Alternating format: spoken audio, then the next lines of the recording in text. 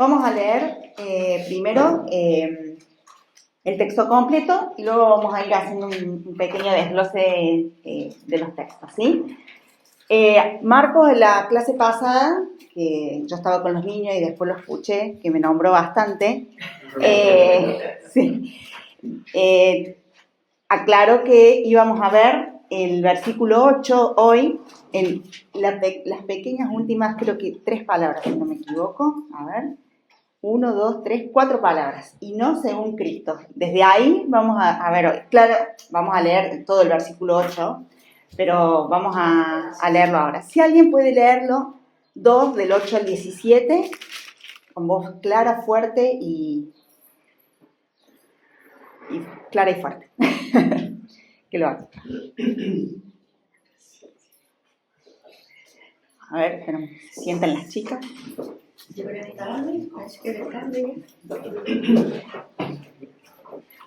No hay nadie. No hay nadie ahí, esa es mi Biblia. ¿Leemos? Sí. Mirad que nadie os engañe por medio de filosofías y huecas sutilezas, según las tradiciones de los hombres, conformes a los rudimentos del mundo, y no según Cristo.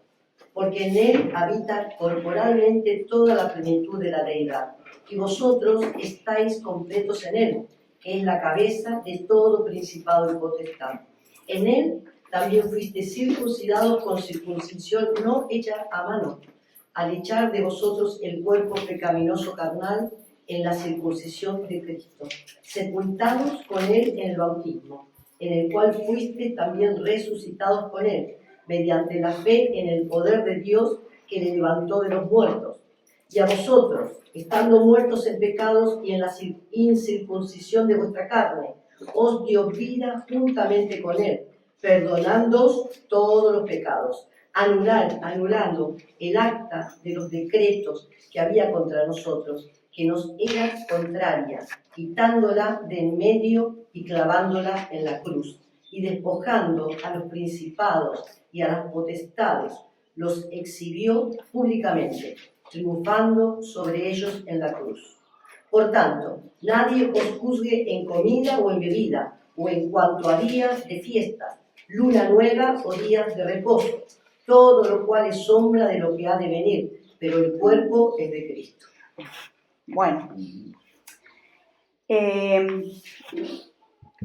con este texto lo más importante es que debemos comprender que Cristo es suficiente para nosotros y que todo lo que nosotros agreguemos como cosas que nos hagan sentir que somos mejores o que vamos a ser más aceptados o que las cosas van a ser mejor por nosotros, esos son todas ritos y reglas humanas que no sirven para nada, son apariencias externas. Tenemos que llegar a la comprensión de que Cristo es suficiente y que en Él estamos completos. Esto es el mensaje que nos quiere dar Pablo a través de estas palabras. Entonces, Pablo viene dando señales y mostrando cuáles son las sutilezas y las cosas que están tratando de meterse dentro de la iglesia, ¿no? Las vimos el domingo pasado y habla de apariencias, de cosas que las personas querían como agregar, y sobre todo está hablando de las reglas que los judíos que se habían convertido al cristianismo estaban queriendo imponer en la iglesia como necesarias para ser parte de o considerar que la persona estaba en condiciones de ser llamado cristiano, ¿sí? Entonces, lo que acá podemos empezar a notar es que Pablo empieza a hablar de un sincretismo, que ya vamos a ver bien qué significa esa palabra sincretismo, que en estos días la venimos usando bastante, vamos a hacer un repaso de su significado. Un sincretismo religioso del que él quiere atacar directamente, ¿sí? Bien. Adelante, vamos a... Bueno, vamos a ver que el mundo está lleno de esto, sobre todo, por ejemplo, lo podemos ver en la Iglesia Católica, vemos cómo pasa mucho esto de que, además de Cristo, se necesitan un montón de cosas, ¿no? Yo la verdad que mucha idea de eso no tengo, pero no solo la Iglesia Católica, sino también las personas que hablan de que, yo creo en Dios, yo creo en Dios, pero le agregan cosas y el universo y un montón de cosas y tienen toda una mezcla de cosas y de que si haces el bien y de que atraes las cosas buenas y todas esas cosas que se van mezclando, ¿no? en la vida de las personas. Vamos a empezar leyendo el pedacito del versículo 8 que me dejaron para mí, que dice, perdón, y no según Cristo. Aquí es a donde Pablo, y no es casualidad o no es porque se olvidaron de esta parte que me la dejaron a mí tirada, sino porque esta parte del texto marca una línea que diferencia a las cosas que son según Cristo, a diferencia de todo lo anterior que viene mencionando Pablo, ¿no? Estas 4 palabras que dice, y no según Cristo, nos hablan de una línea, de una norma, de una regla, que es la que deben cumplir cada una de las cosas que hacemos dentro de la iglesia. ¿Cuál es esa norma? Todo según Cristo. Nada puede escapar de esa única verdad, desde que Cristo murió por nosotros y perdonó nuestros pecados. Y ahora vamos a ir desarrollando cuál es esa norma, esa línea que marca Pablo. Entonces él empieza diciendo, y no según Cristo, ¿no? Él dice que toda tradición debe medirse según la persona de Cristo. Y dice en el versículo 9, porque en Él habita corporalmente, y empieza a desarrollar el por qué. ¿Por qué nos alcanza Cristo? ¿Por qué es suficiente Cristo para nosotros? ¿Por qué no necesitamos nada más? Porque en Él habita corporalmente toda la plenitud de la deidad. Cristo no es un profeta más, y eso era lo que también estaban tratando de meter a algunos. Bueno, sí, Jesús tenía al Espíritu de Dios con él, que lo ayudaba, por eso hacía tantos milagros. Algunos hasta ya estaban desviando de que era un profeta, algunos decían que bueno, que era mitad Dios y mitad hombre, y todas esas cosas que estaban tratando de meter, que reducían la persona de Cristo a un humano con buenas intenciones, a un humano con alguna bendición especial por parte de Dios o alguna cosa así. No, él aclara y deja bien en claro que en él habitaba no la deidad, la plenitud de la deidad, ¿sí? Y eso habla de que él era Dios en pleno, no es que tenía una parte de Dios, ¿vale? Por favor, los que quieran ir diciendo algo, me levantan la mano y saben que aquí es para colaborar. Sí. Justamente cuando estabas hablando del asunto de que se cogen ciertas cosas como los católicos, yo fui católico antes, claro, tú veías un contexto católico que no entendías tú. Como el santerismo, ¿sabes lo que es el santerismo? ¿No? A un santo le ponen cosas, licor, tabaco, esto y tal. Y la Iglesia Católica supuestamente lo aceptaba. Lo mezclaban con la religión católica y yo te quedabas así, ¿esto cómo va? Si la Biblia dice otra cosa. ¿Por qué? Porque es su tradición. Como ve la tradición de las calaveras en México, el Día de los Muertos, el Día del Esto, el Día del Otro, son cosas que van cogiendo de tradiciones de esos pueblos. De generación en generación. Sí, y la Iglesia Católica puede decir, bueno, no pasa nada. Pues eso es lo que quería comentarte. Eso. Muy bien, gracias. Dice que en Cristo habita tanto la plenitud de la deidad que no nos falta nada, no necesitamos nada para un nivel espiritual más elevado, ni nada que nos complete aparte. Vamos a buscar a alguien que busque Efesios 1, 20 y 21 y otro que busque Filipenses 2, del 9 al 11. Son versículos que nos respaldan en esta idea, ¿no? Para que veamos que son también cartas escritas por Pablo, entonces que también Pablo en otros lugares también señalaba la misma idea.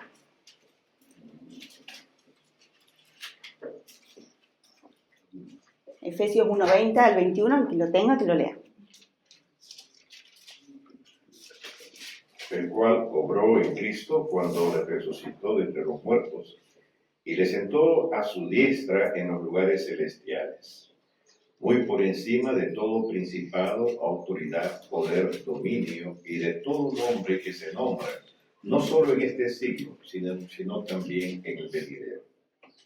Bien, ahí está hablando del lugar que tiene Cristo, ¿verdad? Filipenses 2 del 9 al 11.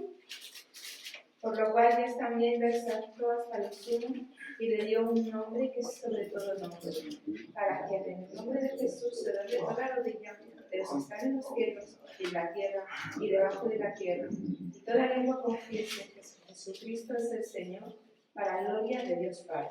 Que Jesucristo es el Señor para gloria de Dios Padre. Ahí nos habla y refuerza esta idea de la deidad plena de Cristo, ¿sí? Seguimos, avanzamos con el versículo del 11. ¿Alguien que quiera completar algo más de esto puede hablar, no? Perdón, no me quiero saltar lo que dice en el versículo 10, que dice, y vosotros estáis completos en él, que es la cabeza de todo principado y potestad. Otra de las referencias que hace Pablo, que tiene mucho que ver para contradecir lo que estaban tratando de implementar, ¿no? Acordémonos que estaba la filosofía griega metiéndose en el tema, entonces estaban un poco también con el tema de los ángeles, que si había ángeles, que si alguno llegaba a ver un ángel, que los espíritus, que la potestad y todo eso, ¿sí? Así que por eso las palabras de Pablo son sumamente intencionales. Nada de lo que pasa, de lo que dice aquí, lo dice al azar o porque se le ocurrió que quedaba lindo usar esas palabras, ¿sí? El versículo 11 dice, en él también fuisteis circuncidados, con circuncisión no hecha a mano, al echar de vosotros el cuerpo de pecaminoso carnal en la circuncisión de Cristo. Y lo voy a unir con el 12, que dice, sepultados con él en el bautismo, en el cual fuisteis también resucitados con él, mediante la fe en el poder de Dios que le levantó de los muertos. Para entender esto, es muy importante que también pensemos en qué significaba para los judíos la circuncisión. A ver si alguien me ayuda un poco con esto. ¿Qué significado tenía para ellos la circuncisión? Para los judíos. Era del pacto con Abraham, ¡Hola! que formaban parte del pueblo de Dios. Perfecto, una de las sí. ¿Qué otra cosa? ¿Algún otro? ¿Pureza? El símbolo primero es la necesidad que tiene el hombre de un corazón puro. Esto es una señal que declaraba eso, me parece que es en Deuteronomio, ¿no? Sí. Pero tiene que ver con el corazón del hombre, la circuncisión. Sí. Aunque se refleje en esa... Aunque se refleje físicamente, tenía que ver con la pureza y además una de las cosas que más significado tenía, me parece, en este tiempo, era la identificación, ¿no? Ellos se identificaban como pueblo de Dios a través de la circuncisión. El que no era incircunciso, bueno, lo podemos ver. Como dice Damaris, en el pacto de Abraham con Moisés, de Dios con Abraham, de Dios con Abraham. Cuando Dios amenaza, o digamos, por decirlo de alguna forma, con terminar con la vida de Moisés, ¿por qué? Porque no había circuncidado a su hijo, ¿no? Entonces, claro, tenía un peso la circuncisión para ellos de miles de años, que para ellos era como el que no era incircunciso estaba fuera de todo, ¿sí?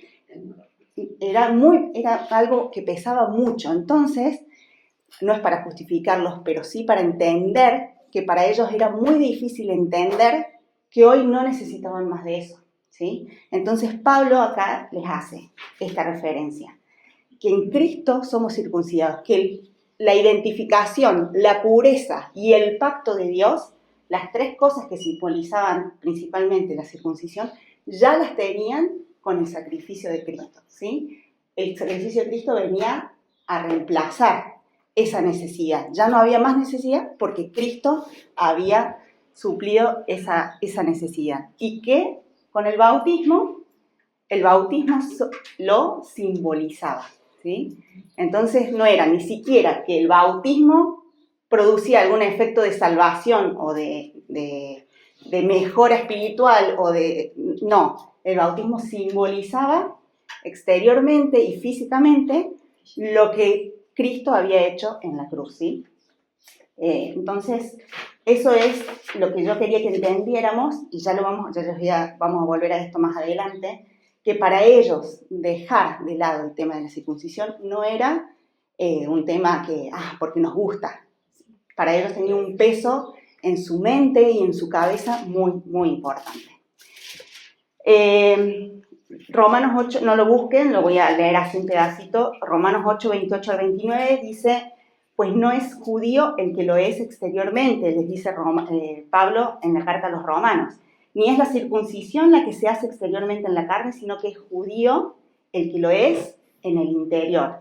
Y la circuncisión es la del corazón en espíritu, no en letra. Y en Gálatas les dice: estad pues firmes en la libertad con que Cristo nos hizo libres, y no estéis otra vez sujetos al yugo de la esclavitud.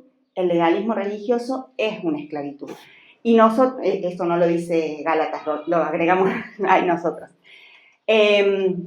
Aunque esta porción no menciona la palabra libertad, yo creo que en parte es uno de los temas centrales, la libertad en Cristo, porque Pablo les está hablando, despójense de todas esas cosas que quieren agregar, de todos esos ritos, de todas esas cosas que los esclavizan, que muchas veces son cosas exteriores y no que van por dentro. Que nos basta con que los otros vean que lo hago y suficiente, no me importa cómo estoy por dentro. Eso era lo que Pablo quería arrancar de raíz. ¿Algo para agregar? Sí. Quería señalar que en el versículo 9 Sí. Has un término que hemos saltado porque es importante en esto que estamos diciendo, y es que dice que en Cristo habita corporalmente. Es decir, que en el cuerpo, en la vida de Jesús como hombre, habita Cristo. Habita corporalmente la plenitud de Dios. Entonces estamos completos en Él porque Él es completo. Entonces, claro, si no dejamos o negamos que en Jesús está corporalmente la plenitud de Dios, podemos buscar otras plenitudes por algún sitio, pero no hay que buscarla en ningún sitio. Él es completamente Dios y nosotros nos completamos en Él, porque es completamente Dios. En su cuerpo, cuando veían a aquel Jesús era también Dios. Y es importante en este contexto, ¿no? De los ritos, de las formas, de las cosas que se buscan, no hacen falta porque está ahí Cristo, que ya es Dios, y nosotros somos parte de Él es la cabeza, nosotros. Bueno, solo era enfatizar eso. Gracias. Muy bien. Avanzamos con el versículo 13. Podríamos estar mucho más tiempo hablando sobre esto, sobre el tema de la circuncisión, sobre el bautismo, pero vamos a ir avanzando, ¿sí? El versículo 13 y 14. Y a vosotros, estando muertos en pecado y en la incircuncisión de vuestra carne, os dio vida juntamente con Él, perdonándoos todos los pecados, anulando el acta de los decretos que había contra nosotros, que nos era contraria, quitándola de en medio y clavándola en la cruz. También, a mí el miércoles decía Santiago que cuando a uno le toca dar un tema y lo estudia en profundidad, es la única forma de entender muchas cosas, ¿no? Y a mí me encanta esto. Yo en Argentina estudié algunos años Derecho, abogacía, ¿no? Y una de las materias es Derecho Romano. Entonces, cuando uno va leyendo y entiende algunas de estas cosas, dice, claro, el léxico que usaba Pablo tenía mucho sentido para los que leían y escuchaban estas cartas. Hoy para nosotros decimos, pero ellos entendían perfectamente lo que Pablo les estaba diciendo. Primero les dice que todos nuestros pecados fueron perdonados. Eso habla del alcance del sacrificio de Cristo. No es que hay algunas cosas que son tan graves que, no puede cubrirlas, ¿no? No. Todos nuestros pecados tengan, para nosotros, el nivel que tengan, porque los que les ponemos niveles somos nosotros, ¿no? sea el pecado que sea, está perdonado en Cristo. No hay nada que el sacrificio de Cristo no alcance a cubrir. Él perdonó en la cruz todos nuestros pecados. Y luego dice, anulando el acta de los decretos que había contra nosotros. Claro, cuando en esa época alguna persona tenía una deuda con alguien y pasaba el tiempo y no la pagaba, la persona que, el acreedor, la que se le debía, tenía el derecho de exhibir el acta a donde había firmado el préstamo y la deuda no se había cumplido, ¿no? Entonces la exhibían, entonces la persona deudora era mirada de mala forma y denigrada porque estaba exhibida su deuda adelante de todos. Entonces el acreedor tenía ese derecho a poner delante de todos que fulanito le debía tanto y no se lo había pagado en tiempo y forma. Esto es lo que eran los decretos, ¿no? Entonces, lo que Jesús hace es clavar en la cruz, porque cuando la persona saldaba la deuda, podía clavar sobre el decreto que había sido anulado. Entonces, lo que simboliza es eso, nuestra deuda saldada, anulada y clavada nada más y nada menos que en una cruz. A mí me emociona esto porque teníamos una gran deuda y fue anulada por el Señor en la cruz.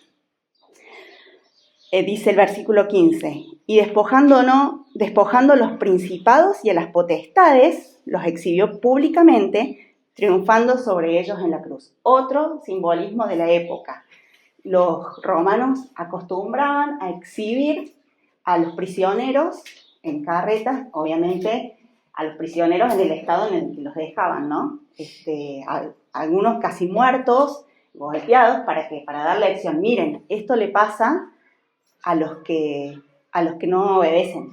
Entonces los exhibían, algunos casi muertos, algunos incluso hasta exhibían sus cabezas y nada más.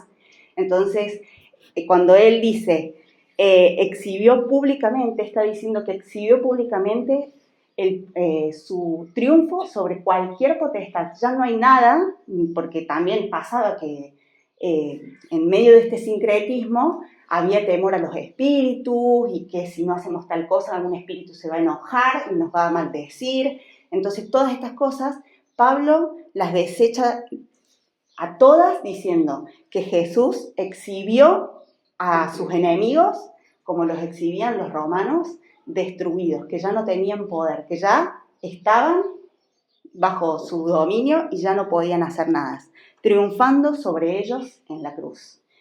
Y cuando uno lo entiende así, a mí me pone la piel de pollo, como decimos, ¿no?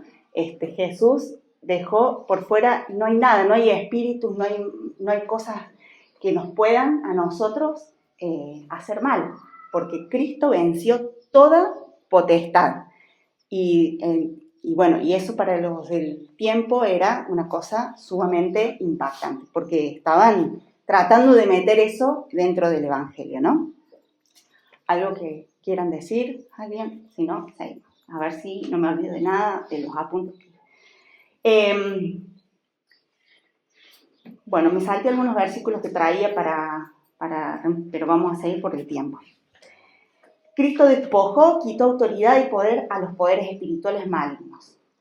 Este versículo es un poderoso recordatorio contra el temor espiritual, lo estoy leyendo a lo que tengo escrito, o las supersticiones, ¿no? Que hoy también hay personas que no miran los gatos negros porque dicen que si miran traen mala suerte, ¿no? Yo tenía una amiga que su mamá no nos dejaba abrir el paraguas adentro de la casa porque decía que traía mala suerte, cosas así, ¿no? Bueno, todo eso era lo que en otra medida quizás estaban tratando algunos de meter en el Evangelio. Bien, seguimos con los últimos dos versículos, Colosenses 2, 16 y 17. Por tanto, y no nos olvidemos de que estos artículos son muy importantes, por tanto, está diciendo que acaba de dar una conclusión o nos va a decir el resultado de todo lo anterior, ¿no? Nadie os juzgue en comida o en bebida o en cuanto a días de fiesta, luna nueva o días de reposo, todo lo cual es sombra de lo que ha de venir, pero el cuerpo es de Cristo. Bueno, ayer nos deberían haber juzgado porque comimos mucho. en nuestro picnic se nos fue un poco la mano con la comida, había mucha comida. Decíamos, con María Jesús decíamos... No conoce nada. Es verdad, estamos perdonados. Pero no, claramente no se refiere a esto. Sabemos que el pueblo judío tenía muchas reglas acerca de lo que se podía o no se podía comer, los días en los que se podía o no comer, fiestas que querían, el problema era que querían imponer dentro de la iglesia y querían exigir que los que llegaban nuevos, que eran gentiles o que no eran judíos, cumplieran ciertas reglas del judaísmo, y Pablo les está diciendo, no, eso ya no tiene sentido para nosotros. Lo tenían un tiempo, dice, porque por todo lo cual es sombra de lo que ha de venir. En aquel tiempo era sombra porque se esperaba la venida del Mesías que luego se dio, ¿no? Pablo le dice a los creyentes que no se permitan, y esto es una cosa que también nos tiene que impactar a nosotros, no permitirnos ser condenados por no compartir reglas ceremoniales, ¿no? En este caso eran las judías, pero muchas veces también somos condenados por no cumplir ciertos ritos o ciertas costumbres, y Pablo nos dice, no se permitan eso, no lo permitan. Pablo deja claro que todas las reglas religiosas, incluso las bíblicas del Antiguo Testamento, eran solo sombras temporales, y él las había cumplido así, ¿no? Pablo era una persona que sabemos muy bien que su judaísmo era muy estricto hasta que conoció al Señor y entendió todo esto. O sea, no era alguien que nunca le había dado importancia a eso y de repente encontró una vez. No.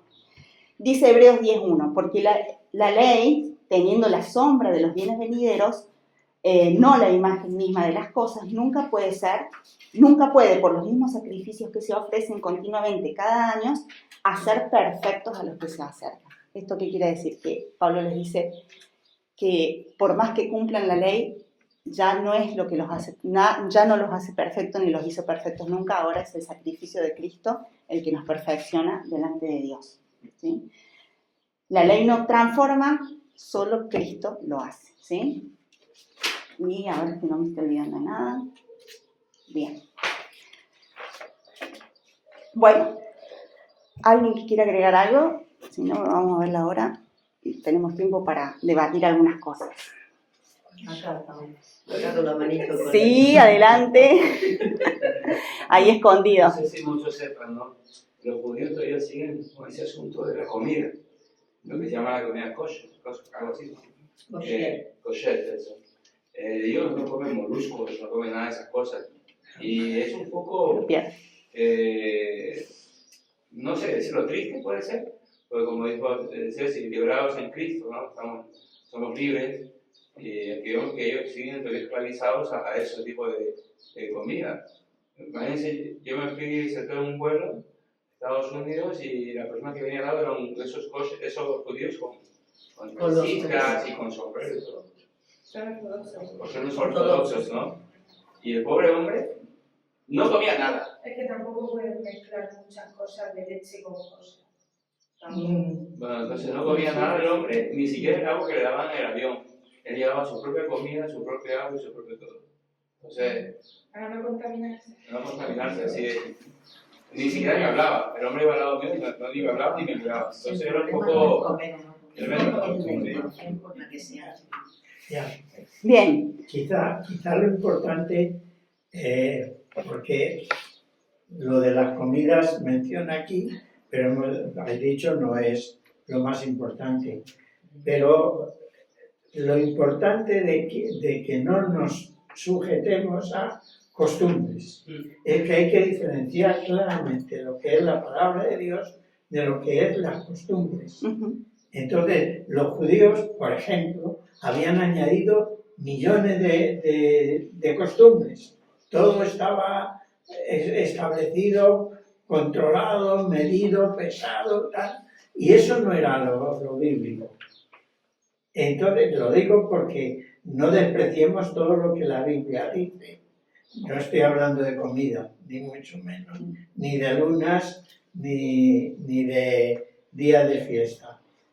Pero sí, por ejemplo, podemos despreciar el domingo, ¿no? ¿Por qué el domingo? Si no hay día, pues cualquier día vale. No. Hay costumbres que son buenas y además hay en la palabra de Dios, sobre todo la enseñanza del Nuevo Testamento, cosas que son inamovibles, que son normas que hay que cumplir, como se dice, de obligado cumplimiento. Y esas no son para quitar. Y a esas sí nos tenemos que sujetar. Sí. Pero costumbres, normas que los hombres han ido poniendo, que las denominaciones han ido añadiendo para diferenciarse. Hay muchas cosas en nuestro mundo protestante, hay muchas cosas que se han puesto para diferenciarme de los otros. O sea, es que nosotros somos de los que hacen esto, no de los que hacen aquello.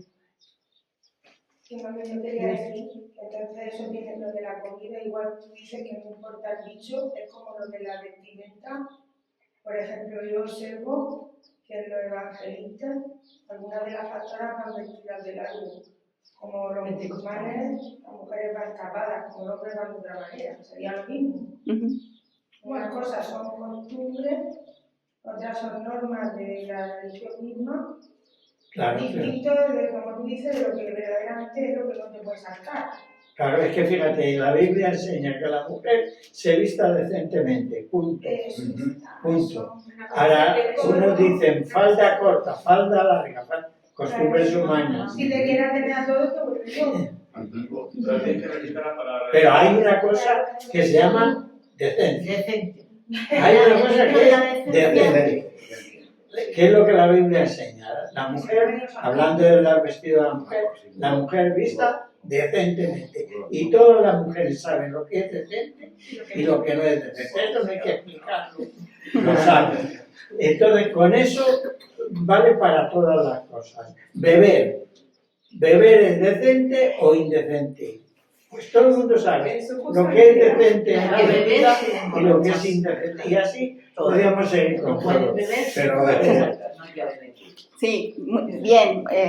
Vamos a hacer un paréntesis porque ya vamos a seguir hablando de esto, pero... Oye, una cosa, sí. Yo estuve en un centro de trabajo en Red de Francia de 10 años, y ahí no tenían denominación, era nuestro fundamento Cristo, la guía, la Biblia, y más o menos.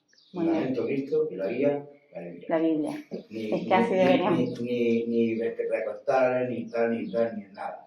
Fundamento Cristo, nuestra guía, la Biblia. Muy bien. Y estuve 10 años, ¿no? Y ahora, bueno. Muy bien. Muy bien. Eso es la verdad. Quiero hacer un paréntesis en que entendamos bien qué es el sincretismo religioso, para que de ahí podamos desarmar un poquito y pensar en nosotros, ¿no? En qué nos pasa. El sincretismo religioso es una mezcla de creencias, ¿sí? Tenemos una creencia, una práctica a la que le queremos agregar o se le agregan algunas de otro lado, ¿no? Ha pasado mucho en el Antiguo Testamento, cuando el pueblo judío salía de su lugar, cuando se los llevaban cautivos. Las diásporas. ¿Qué pasaba? Empezaban a tomar costumbres de otras religiones. Bueno, eso pasaba mucho en el Antiguo Testamento, les está pasando ahora cuando quieren meter al Evangelio algunas necesidades extras que pueden o ser necesarias, esto estoy diciendo lo que ellos pensaban, ¿no? O ser necesario para ser aceptado, o ser necesario para ser mejor, o cosas que creían que eran importantes, como eso de los espíritus, de si escuchaban espíritus o no, bueno, todo eso. Entonces, el sincretismo religioso es la mezcla de creencias, prácticas y elementos de diferentes religiones que buscan combinarse para dar una fe distorsionada una fe híbrida, como me escribió acá el maestro Marcos, una fe híbrida o una fe acomodada también a mi forma de ser, a mi forma de pensar, a mi forma de... ¿sí? ¿Cuáles son los peligros del sincretismo? Son claros, ¿no? Pero para nosotros, principalmente, tenemos que alertarnos cuando una práctica, una costumbre, reduce la centralidad, exclusividad y suficiencia de Cristo. Son las cosas con las que tenemos que medir cada cosa que hacemos. Esto reduce la centralidad en Cristo, su exclusividad, lo creemos necesario aparte de, entonces hay que revisarlo, ¿sí? Las implicancias, ¿qué pasa? Desvirtúa el Evangelio, porque no es lo que predicamos. Gálatas 1:8 dice, mas si aún nosotros, o un ángel del cielo, está hablando exageradamente Pablo, ¿no? Dice, aún si un ángel del cielo os anunciare otro evangelio diferente del que os hemos anunciado, sea anatema. Yo en mi ciudad había un pastor que, no sabe, esto es lo que cuenta la familia, ¿no? Que un día se fue a dormir la siesta y que no lo podían despertar, ¿no? Y que él hacía señas como que no lo despertaran, ¿no? Pasó 24 horas y después cuando él se despertó, dijo que no quería que lo despertaran porque estaba en un sueño profundo. Esto lo he escuchado yo de sus propias palabras, ¿no? Porque es cercano a mi familia. Que había estado en un sueño muy profundo porque había estado en un momento con Dios en el que Dios le estaba revelando algo importante, ¿no? Ese tipo de cosas en las que, ¿por qué Dios le estaba revelando a él un mensaje importante para su iglesia, que lógicamente no prosperó, pero él había tenido una revelación aparte de la que era de la Biblia, ¿no? Y Gálatas lo dice muy claro, aún si un ángel se les presentara y les dijera que otro evangelio diferente, sea anatema. ¿Qué otra cosa? Genera confusión espiritual. Empezamos, esto va, esto no va, esto qué es, esto está bien, esto está mal. Quiero ver la hora para no pasarme. Bueno, ya terminamos. Y genera confusión espiritual, anula la autoridad de la Escritura, ¿sí? Cuando agregamos cosas que no están aquí, estamos diciendo que, bueno, la Biblia no es tan importante como decimos. Y desconecta a los creyentes con Cristo como cabeza de la iglesia, ¿sí? Colosenses 2:19, que voy a espolear la próxima clase, dice, y no haciéndose de la cabeza, dice, ¿no? A ver, y no haciéndose de la cabeza en virtud de quien todo el cuerpo, nutriéndose y uniéndose por las coyunturas y ligamentos, crece con el crecimiento que da Dios y nadie más. Algunas formas de sincretismo religioso con las que convivimos hoy, ¿sí? Yo nombro algunas y a ustedes si se les ocurre otra. El cristianismo y la nueva era, ¿sí? Son antagónicos, me parece. Son antagónicos, principalmente porque la nueva era nos pone en el centro de atención a nosotros. Yo siempre se lo explicaba a una tía que estaba con un tema de nueva era, con un libro, y le decía, y ella conoce la Biblia bien. Entonces yo le decía, ¿cuál es la diferencia? Es como una espiral.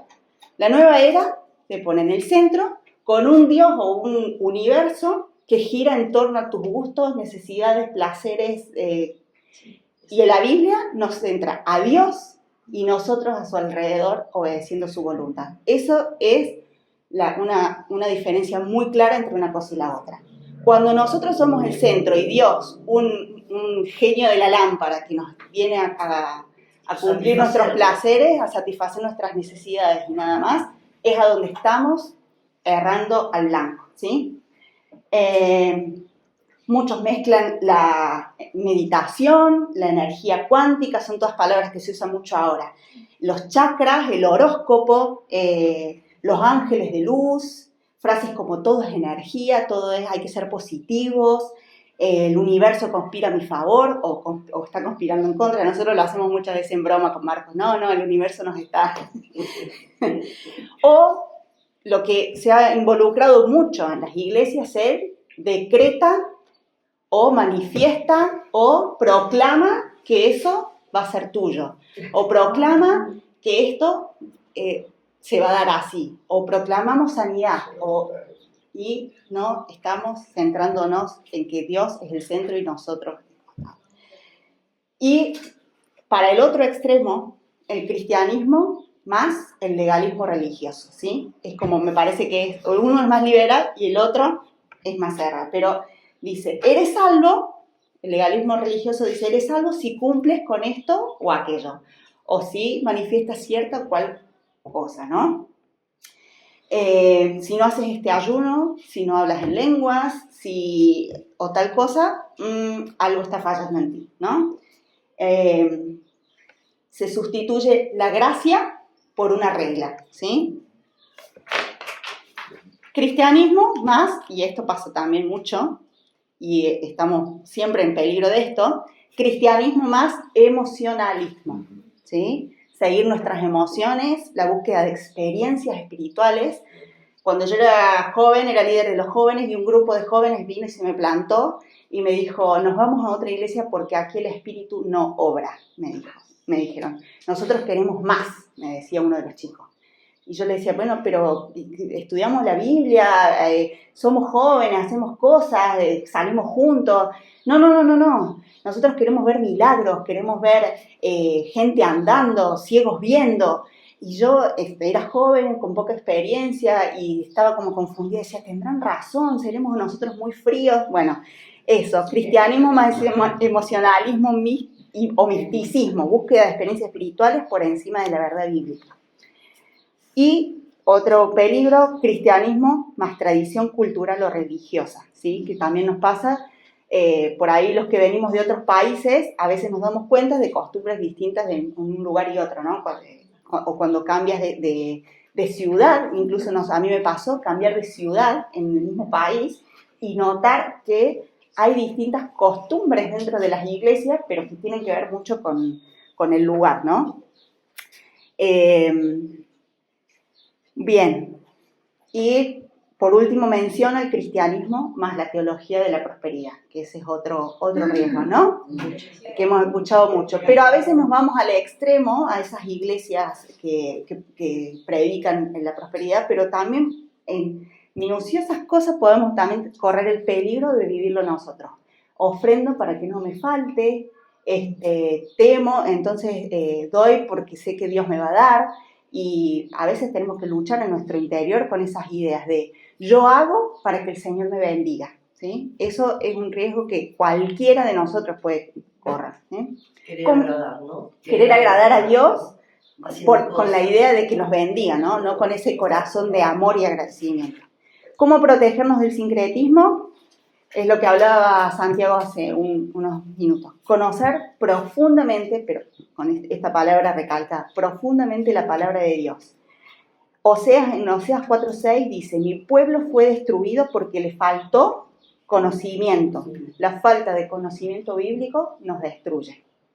Por cuanto desechaste el conocimiento, yo te echaré del sacerdocio. Y porque olvidaste la ley de tu Dios, también yo me olvidaré de tus hijos. Es muy fuerte este texto, pero pasa. Cuando nosotros no conocemos la palabra de Dios, corremos el riesgo de que estas cosas que nos parecen extremas entren como filtradas entre nosotros, ¿sí? Exaltar siempre a Cristo como suficiente, conocer la palabra de Dios, exaltar a Cristo como suficiente y supremo. En Él habita corporalmente toda la plenitud de la deidad. Evaluar todo lo que ingresa por la Escritura, no por las emociones, la tradición o los gustos, lo que me parece o lo que no me parece, o toda la vida se hizo así, porque ese también es un riesgo que corremos mucho. Toda la vida se hizo así tiene que ser. Y hay cosas que no tienen un fundamento. Todo se analiza. Si es bueno, como decía Santiago, si es bueno, ¿por qué lo vamos a cambiar?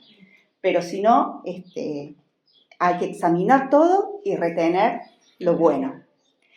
Y formar comunidades que discipulen con verdad. No basta solamente con predicar un evangelio masivo y olvidarnos de las personas.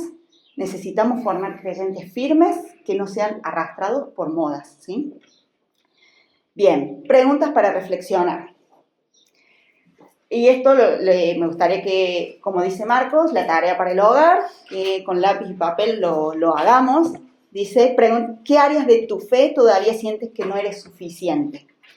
Y si estás buscando tu identidad en Cristo o en tu obrar, en tus obras, en lo que haces. Y ¿te sientes juzgado por otros cristianos o tú juzgas a los demás según las normas externas? Y esta pregunta, que la veamos personalmente, pero también pensando como iglesia, somos una iglesia muy heterogénea de personas, países, doctrinas y todo. Entonces, ¿qué tradiciones, hábitos o rituales podrían estar reemplazando la relación viva con Cristo? ¿Qué cosas estamos poniéndole más importancia que a Cristo mismo? El desafío es hacer una lista de cargas religiosas y culturales que llevamos innecesariamente, entregarlas a Cristo. Mateo 11:28 nos dice que Él vino a darnos descanso, no a cargarnos y sumarnos más peso para que llevemos. Bien, eso es lo que a mí me gustaría, que nos lleváramos en oración y pedirle al Espíritu Santo que nos revele en nuestra vida si hay cosas que, sobre todo pensando, y siempre lo recalco, que estamos en un proceso de construcción de iglesia, de formación, y qué cosas estamos poniendo, estamos sumando a esta iglesia que no tienen que ver con centrar el Evangelio en Cristo, que ponemos porque a mí me parece que es así y se tiene que hacer así, o costumbres, ritos, qué cosas, y que vayamos analizando todo a la luz de la palabra y que así podamos ir entre todos, que somos tan distintos. Ayer hablábamos con Damaris, decíamos de que tenemos tantas ideas como personas somos, ¿no? ¿Sí? Hay tantas ideas como los que somos, cada uno tiene una idea distinta. Entonces solamente el obrar del Espíritu Santo en nuestras vidas puede hacer que esto sea un cuerpo unido en un mismo espíritu, que el Espíritu Santo sea el que nos una, como dice, las coyunturas, que podamos ser un cuerpo que agrade al Señor y que cumpla el propósito que Él tiene planeado para nosotros en este lugar, ¿sí?